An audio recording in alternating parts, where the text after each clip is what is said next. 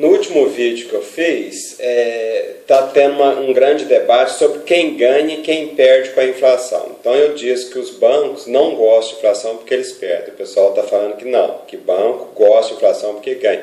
E quem perde é a população menos desfavorecida que não sabe se defender da inflação.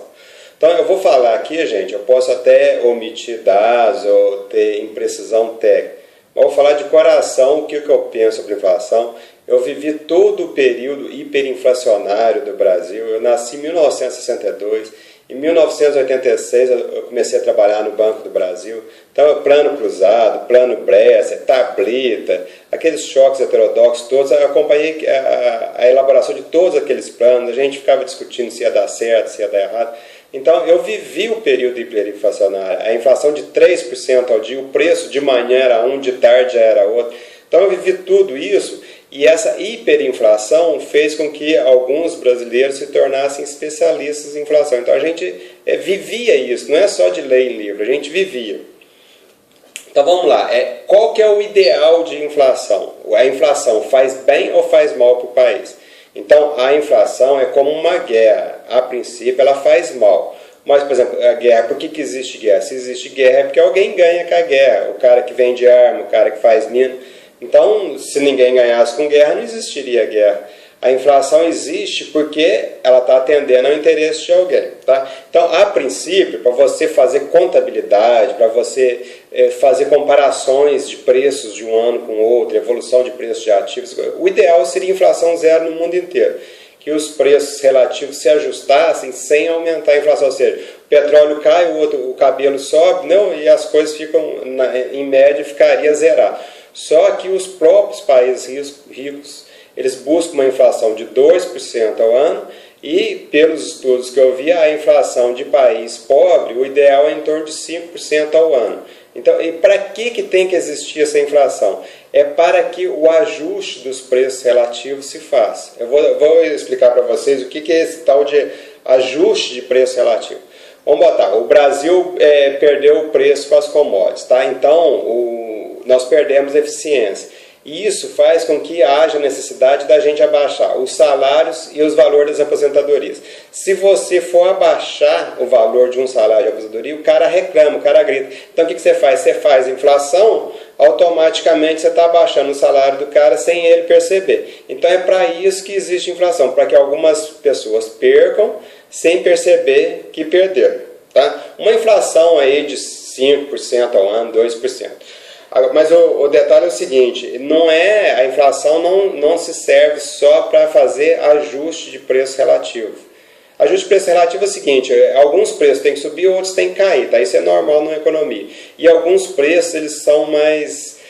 a queda deles é muito difícil, as pessoas que vão ter essa queda de poder de compra, elas brigam. Então você faz inflação para poder diminuir o valor desse produto.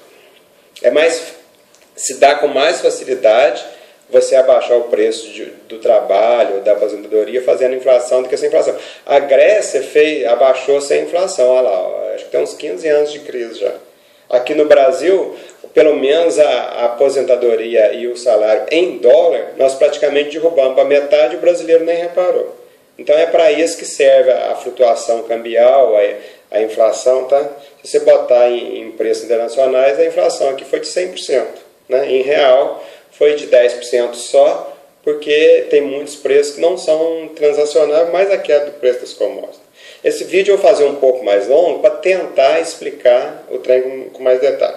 Então, a função básica da inflação, no meu entender, é fazer ajuste de preço relativo. E qual a outra função da inflação? Bom, isso aí é uma história antiga. Antigamente, essa questão de dívida pública também não é uma questão nova. Antigamente, os reis faziam guerras e acontecia que o dinheiro deles acabava antes da guerra. Então, eles tinham que fazer dívida, eles tinham que se virar para não perder a guerra, porque perder a guerra eles praticamente perdiam a vida. Então, o que eles faziam? Uma das coisas que eles faziam é pegar uma moeda de ouro, porque naquela época a moeda ela não tinha o valor equivalente ao ouro, ela era feita de ouro. Então, o que eles faziam? Botava cobre e botava ouro só na parte de fora. Eles deslastreavam a moeda, ou seja, tiravam o lastro de ouro fisicamente da moeda. Então vamos botar, cortava pela metade o valor da moeda, só que a moeda continuava lá, 10 conto, né, o mesmo valor. Aí o açougueiro fala assim, não, então agora eu quero duas. Aí o que o Correio fazia? Ela cortava o pescoço dele. Assim ele convencia todo mundo a aceitar aquela moeda que não tinha aquele valor fisicamente, a aceitar como se ela tivesse. Então esse aí foi o famoso calote por deslastreamento. Isso aí tem mais de 4.000 anos, tá? Não é coisa nova. Então a função das grandes inflações é dar calote do devedor no credor. Se você tem um crédito denominado numa determinada moeda, essa moeda perde valor, você perdeu o seu crédito, é evidente. Então eu não vejo dificuldade em entender que quando a inflação sobe muito, quem mais perde são os credores e quem mais ganha são os devedores. Então quem ganha geralmente é o governo, porque ele tem muita dívida naquela moeda que ele está fazendo a inflação, e também ganha as pessoas que devem junto com o governo. O brasileiro, por exemplo, faz um monte de dívida.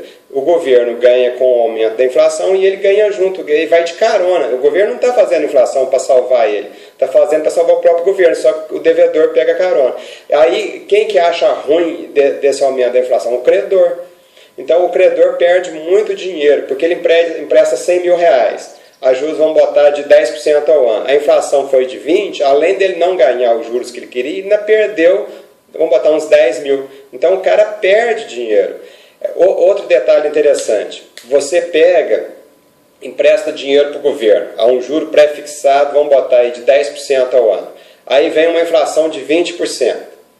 Tá, beleza. Além de você perder, esses 10% que você emprestou não tem imposto de renda. Então vamos botar que você emprestou pela Selic. Aí a Selic vai para 30%. Só que o imposto de renda vai incidir sobre a inflação também. Então, além do imposto de renda incidir sobre os juros, incide sobre a correção monetária, a antiga correção monetária, tá, que seria o caso. Então, parte da Selic é juros e parte da Selic é para cobrir a inflação. É simplesmente um ajuste monetário. Só que o governo cobra imposto de renda sobre esse ajuste monetário também. Então, o governo te rouba ao diminuir a dívida dele e ao cobrar imposto de renda sobre uma coisa que seria uma mera correção. Então é cheio de golpe, tá? E quem consegue fazer conta, quem consegue enxergar. Mas a princípio, quando a inflação sobe, quem perde é o credor e quem ganha é o devedor. Outra coisa interessante, tá?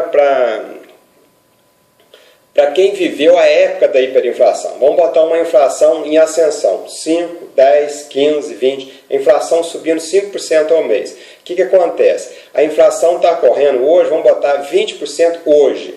Qual que seria a medida da inflação? A última medida que saiu, ela não seria de 20, seria de uns 10. Por quê? Porque você mede o preço, vamos botar do mês de janeiro, tá? Depois você mede o preço do mês de fevereiro, tira a média do mês de fevereiro, tira a média do mês de janeiro, divide a média do mês de fevereiro pela média do mês de janeiro, ou seja, a inflação do dia 15 de fevereiro, o preço médio do dia 15 de fevereiro dividido pelo dia 15 de janeiro, e esse resultado vai sair, vamos botar lá para dia 15 de março. Então essa inflação referente, isso é 15 de fevereiro com 15 de janeiro, a inflação seria pontual no dia 31 de janeiro, né? Como ela está saindo dia 15 de março, a inflação está com 45 dias de defasagem a que você está medindo, está publicando, e a que realmente está acontecendo. Então, quando a inflação está em ascensão, a remuneração, a correção monetária pela inflação está sempre defasada, vamos botar, se fosse 5% ao mês de subida, 7,5%. 7,5% sobre 100 mil seria R$ 7.500. Então, você estaria perdendo todo mês, como ela está defasada em 7,5%, tá? R$ 7.500 por mês. Aí o cara fala assim, não, mas o rico se defende. Você vai se defender como? Se todos os ativos têm imposto de renda, tem esses golpes, né? Então, ativo financeiro, não existe ativo financeiro capaz de defender de uma inflação alta e ascendente. O que a gente fazia na época da hiperinflação? Você queria se defender? A gente comprava ativo real. O que é ativo real? Imóvel, dólar, ouro, você tinha que comprar coisas palpáveis. Ativo financeiro, pelo menos na época da hiperinflação brasileira, não tinha nenhum que te garantia ganhos acima da inflação. Aí o negócio é o seguinte, na subida o credor perdia, aí chegava na descida, a gente ia ganhar, então a gente prestava dinheiro para o governo, a gente sabia disso. Na subida eu falava, mas na descida eu ganho. Aí acontecia, na descida mudou a lei, aí vinha a tableta, vinha o choque heterodoxo, aí na descida, entendeu? A inflação medida corretamente calculava aquela inflação que tinha sido expurgada das contas, né? Só que aí a correção monetária não existia mais, ou seja, o governo não te pagava aquele tanto que ele te roubou. Então foi isso que fez com que a dívida pública brasileira caísse, apesar daquela zona. Tá? Então, se você entender bem como funciona esse mecanismo de inflação ascendente e a defasagem da medida dela, você vai ver como que o credor roubava o devedor. Tá? E na descida, não, agora é outra lei, não tem mais inflação, aquela lei velha não vale mais. Então eles roubavam a gente, essa que é a verdade. E a gente sabia disso, então você compra imóveis, entendeu? Você tem que fugir do ativo financeiro. Então você deixa lá sabendo que vai perder, tá? Não é para ganhar. O pessoal fala assim, não, mas o pobre não sabe se defender. Mas o pobre não tem dinheiro, gente. O pobre pega R$1.000, está devendo para tudo quanto é lado. Ele pegou o dinheiro dia 30, ele sai pagando as dívidas tudo. Então a inflação vai corroer o dinheiro dele como? Se ele não deixa parado no banco. Então o pobre, pelo menos naquela época, ele não tinha o dinheiro dele corroído. O que você poderia falar assim, mas corrói o salário. Realmente o salário corrói. Corrói o salário, corrói as aposentadorias, mas é que o salário tinha que ficar abaixo mesmo. A única época que o salário ficou acima do que deveria ficar foi durante o plano cruzado. Tá? Fez o plano e deixou o salário aumentar. Deu aquela merda, pô. Entendeu? Você não pode pagar o trabalhador mais do que a economia aguenta. Se você paga muito, o país quebra. Agora, uma coisa interessante. Então, o banco perde. Por quê? Agora, aí que é o detalhe. O banco, ao mesmo tempo que ele é credor, ele é devedor. Só que ele empresta dinheiro no longo prazo e pega dinheiro no curto prazo. Então, se a inflação vai subindo, os novos empréstimos que ele vai tomar, ele vai tendo que pagar mais juros. Só que ele fez contrato de longo prazo num juro fixo. Então não tem como ele aumentar os juros daquele contrato que ele fez. Então ele acaba que ele tem que tomar dinheiro mais caro do que o que ele emprestou. Então por isso que os bancos, como credores de longo prazo, eles não querem a inflação alta, porque isso corrói o crédito que ele tem com as pessoas. Tá? Então todos os economistas ligados aos bancos vão defender a alta da Selic e uma inflação baixa. Eles vão falar muito do coisa. E os credores, quem é pão duro, quem não faz dívida, quem empresta dinheiro para o governo, quem empresta dinheiro para o banco, perde junto com os bancos. Tá? Então vocês vão ver os economistas ligados aos bancos defendendo a alta da Selic e falando mal da inflação. Vocês vão ver economistas ligados às empresas não financeiras. Tá?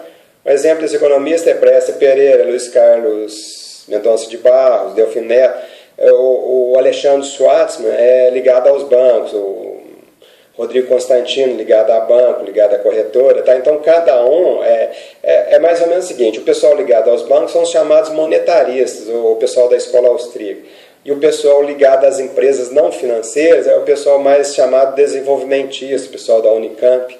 Então cada um defende o interesse daquele grupo que paga pelas palestras dele, que remunera ele. Tá? Se você defender uma coisa contra o grupo que vai te pagar a palestra, ele não vai te chamar para dar palestra, pô, é simples. Então o cara vai mais ou menos naquela linha de quem paga ele. E existem vários grupos. Talvez o cara até acredite naquilo que ele fala e acaba recebendo dinheiro daquele grupo. E cada pessoa defende, e o pessoal também ligado aos sindicatos defende a queda da Selic. Então vamos lá. Se você tenta combater a inflação aumentando a Selic, o que acontece? Primeiro que a inflação, você aumenta a Selic, você segura a economia. Segura a economia, as empresas são obrigadas a não aumentar os preços, porque senão elas não conseguem vender. Elas não aumentam o preço, elas diminuem a margem de lucro. Diminui a margem de lucro, ela não pode aumentar o salário.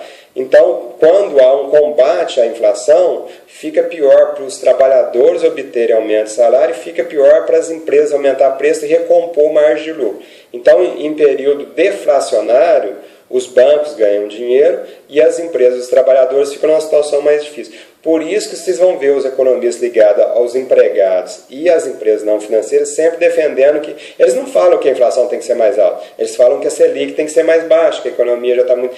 Não, cada um tem a sua razão. Eu acho que o Banco Central está certo E ele não agrada nem a grego nem a troiano, ele vai no caminho do meio, tá? Ele não aumenta tanto quanto os austríacos e os monetaristas pedem, e também não abaixa a Selic tanto quanto os desenvolvimentistas pedem. Ele vai no caminho do meio, e eu já vi repórter falando, mas assim não está agradando ninguém, mas assim mesmo tem que funcionar. Como é que ele vai agradar um lado ou outro? Se for agradar um lado, como fez o Bresser Pereira, como fez o Funaro, de abaixar a taxa de juros na marra, deu uma merda desgraçada. Então, quem viveu o plano cruzado sabe como é que foi. Os empresários racharam de ganhar dinheiro. Todo mundo achando que estava uma beleza, só que o Brasil quebrou. Entendeu? Aí sim, aquilo quebrou de ter que decretar moratória da dívida externa. Aquilo sim foi quebrar. Agora não tem perigo. Deixa eu ver se tem...